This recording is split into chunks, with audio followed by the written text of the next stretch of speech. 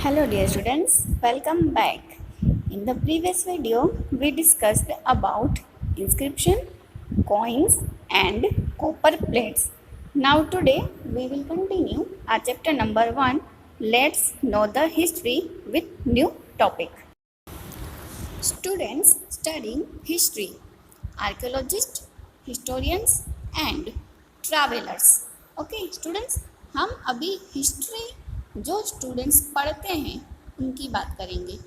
देखिए, जो हिस्ट्री के स्टूडेंट्स हैं उनकी बात. Okay, clear?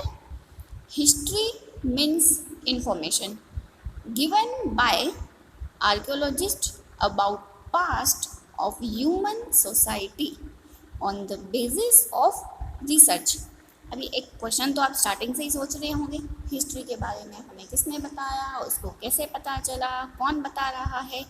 तो हिस्ट्री के जो स्टूडेंट्स होते हैं, जो हिस्ट्री की स्टडी करते हैं, ठीक है, उनको हम कहेंगे आर्कियोलॉजिस्ट. तो जो आर्कियोलॉजिस्ट है ना, वो पास्ट की ह्यूमन सोसाइटी कैसी थी उसके ऊपर रिसर्च करते हैं, ठीक है. They go to ancient places and dig out the houses, coins, bricks, stones, implements, sample of food, bones of man and animals, etc. and study them and make us aware about culture of man of that time. Students, जिस तरीके से मैंने आपको बताया वैसे ही archaeologist जो है वो go to the ancient places and dig out the bones. देखिए किस तरीके से वो बोन्स निकाल रहे थे, ठीक है. एंड जो कॉइन्स हैं, हाउसेस हैं, स्टोन्स मीन्स जो पत्थर थे, उन सबको भी वो डिग आउट करते थे और वहाँ से ज़मीन के अंदर से निकालते थे. ये जो इमेज है वो पूरा एक शहर किस तरीके से उन्होंने डिग आउट करके निकाला है वो भी बता रहे हैं हमें यहाँ पे.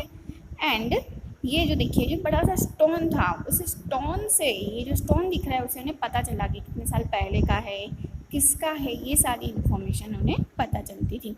एंड मैंने वो जैसे बताया था सैंपल ऑफ फूड, तो किस तरीके से बनाते थे वो उनसे आइडिया आता है. यूटेंसिल्स से उन्हें जो हमारे आर्कियोलॉजिस्ट जो हिस्टोरियन थे उन्हें पता चला कि वो किस तरीके से खाना बनाते थे और क्या वो फूड में खाते थे, ठीक है. ये सारी चीज़ें उन्होंने एंशिएंट प्लेस पे जाके फाउंड की थी. स्टूडेंट्स, हम एंशिएंट मैन जो थे, एंशिएंट लाइफस्टाइल की बात कर रहे हैं, ठीक है. तो उनकी लाइफस्टाइल कैसी थी वो आर्कियोलॉजिस्ट और हिस्टोरियन ने हमको बताया. Man has been wandering from one place to another since ancient times. पुराने ज़माने से ही, एंशिएंट टाइम से ही एक जगह से दूसरी जगह मैन है वो वंडरिंग घूमता रहता है. Many travellers have visited our countries, other countries do not life of people there. अभी बहुत सारे जो ट्रैवलर्स थे ना, वो इंडिया में तो उन्होंने फाउंड किया ही था, लेकिन उसके बाद अदर कंट्रीज़ में भी गए और वहाँ के पीपल की क्या लाइफ थी वो भी आर्कियोलॉजिस्ट और हिस्टोरियन उन सब लोगों ने फाउंड किया. From the travel details of such travelers, we get information about the history and culture of the country. It includes travelers like Megasthenes, Pliny, Fahian, Jungstein. Students, जो मैंने अभी नाम बताया ये वो वाले ट्रैवलर्स थे जो अदर कंट्री से हमारी कंट्री में आए थे, ठीक है. The researches of archaeologists and historians give us glimpse of great civilization which flourished in the northwest region on the bank of river Indus. River Indus means Sindhu Nadi, ठीक है.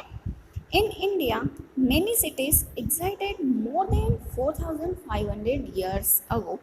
तो हम अगर बात करें हिस्टोरियंस के अकॉर्डिंग तो 4,005 years ago जाए तो बहुत सारी सिटीज़ तभी अस्तित्व में, मीन्स तभी वो एग्जिस्टेंस हुई थी 4,005 years ago. Okay, in the same way it can also be know that many cities developed on the bank of river Ganga and near by area about 2,005 years ago.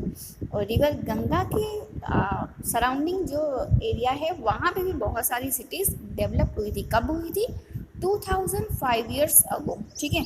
अगर river Ganga की बात कर रहे हैं तो 2005 years ago, and river Indus, ठीक है, तो वहाँ पे बहुत सारी सिटीज़ जो थी वो एग्जिस्ट हुई थी 4005 years ago. Okay, all this tools give us information about customs, food, attire means जो क्लोथिंग है ना, जो कपड़ा पहनने की स्टाइल, वो सब, ठीक है, technology and culture of people of that time. By exploring many cities and villages, they have given us information regarding cotton, barley, wheat। देखिए ये इंफॉर्मेशन है उनकी फूडिंग की। वो क्या फूडिंग होता था, मीन्स जो बैरली होती है, जो व्हीट होती है, उनका यूज़ करते थे, ठीक है। Besides this they have also given us information about animals of that time. उस टाइम पे एनिमल्स भी थे, तो एनिमल्स की इंफॉर्मेशन भी हमें मिली है हिस्टोरियंस से। Archaeologists are the scholars who study about past. They categorize the tools found, do researches, collect data from manuscript, documents, archives, and then scribe them in a rigorous way.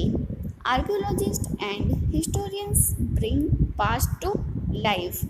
देखिए archaeologist है ना, उनको भी ये सारे कैसे पता चलता है, जो मैंने आपको मैन्यूस्क्रिप्ट बताया था, तो मैन्यूस्क्रिप्ट से, जो पुराने डॉक्यूमेंट्स थे उनसे, जो टूल्स फाउंड हुए उन सब पे वो रिसर्च करते हैं, एंड वो जो नॉलेज है उनके पास, जो उनको डाटा मिलता है, वो हमारे तक पास्ट की लाइफ का पहुंचाते हैं, ठीक है।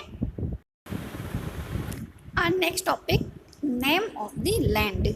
We know our country by two names, India and Bharat.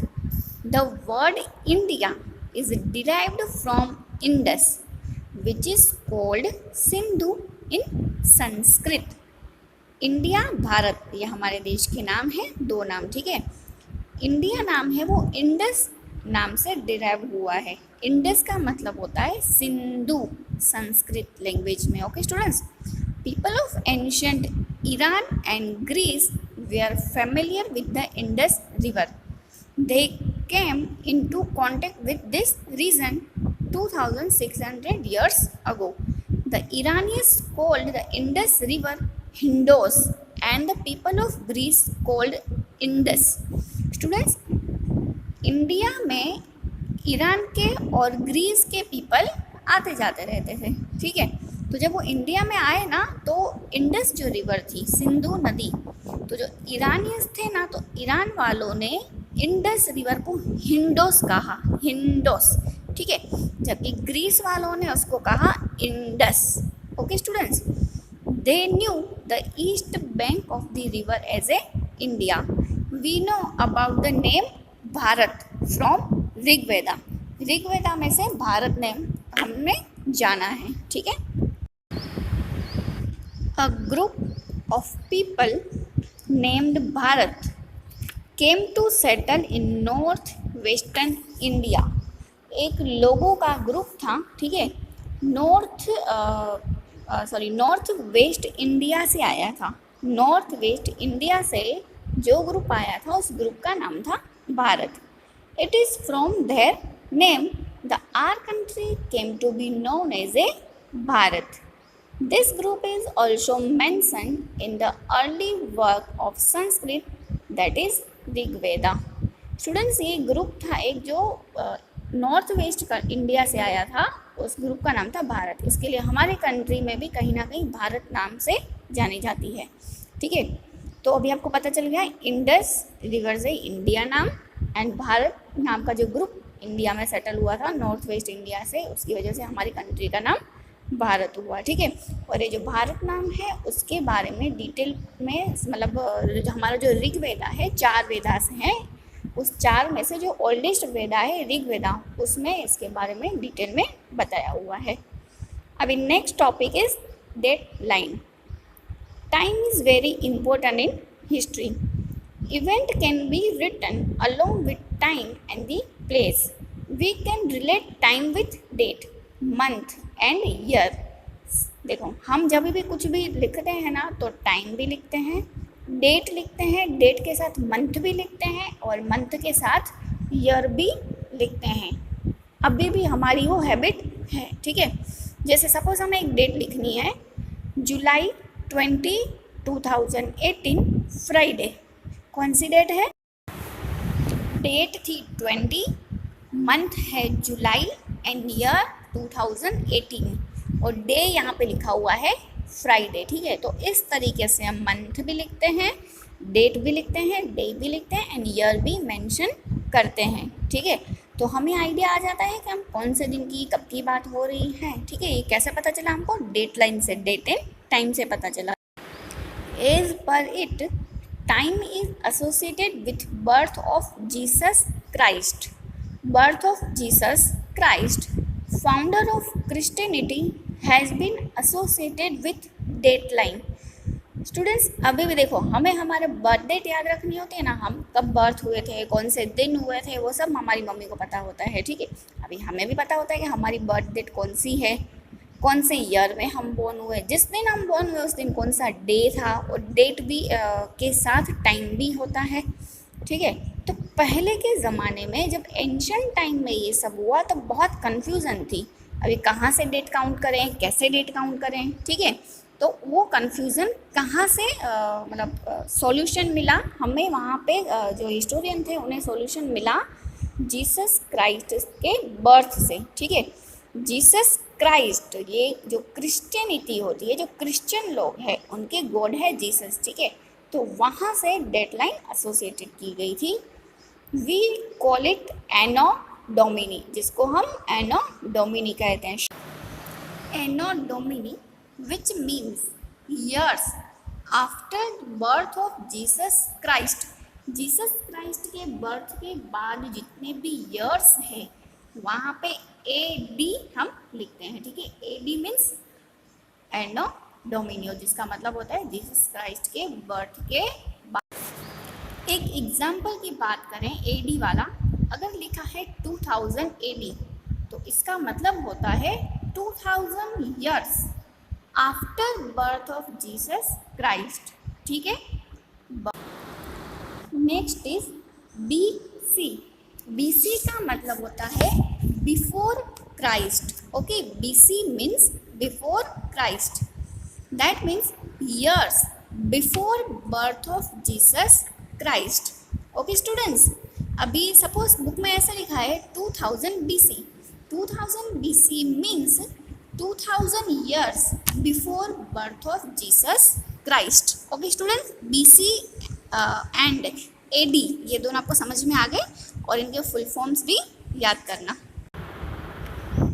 Date line showing AD and BC। Students ये एक ऐसी डेट लाइन है जिसमें हमें AD और BC दोनों चीज़ें दिख रही हैं, ठीक है। देखिए जहाँ पे 0 है मीन्स वहाँ पे बर्थ हुआ था जीसस क्राइस्ट का, ओके। एंड ऊपर की साइड देखिए BC एंड AD भी लिखा हुआ है। BC मीन्स जीसस क्राइस्ट के बर्थ के पहले की century and AD means Jesus Christ के बर्थ के आफ्टर की century, okay students, clear. Often is written as a CE instead of AD। Students मैंने आपको AD तो बताया, लेकिन AD की प्लेस पे CE, AD की प्लेस पे CE वर्ड भी यूज होता है। And BCE is written instead of BC। BC की प्लेस पे लिखते हैं BCE और AD की प्लेस पे लिखते हैं CE, ओके स्टूडेंट्स। अभी CE क्या है, CE कहाँ से आया? CE का मतलब होता है common era. CE means common era, okay.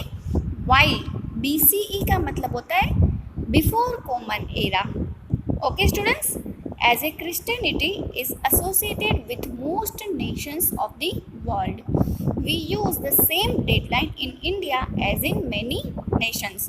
देखिए इंडिया भी यही डेडलाइन फॉलो करती है, उसके बाद भी और भी बहुत सारे नेशंस, बहुत सारी कंट्रीज़ हैं जहाँ पे यही जो डेडलाइन है उसके अकॉर्डिंग AC BC या BCE CE लिखा जाता है, ठीक है। तो अभी हमारा क्या चल रहा है 2021, तो वो किस में आएगा, AD में आएगा या BC में आएगा, बिफोर क्राइस्ट या फिर एनो डोमिनी, वो आप बताइएगा मुझे। Thank you.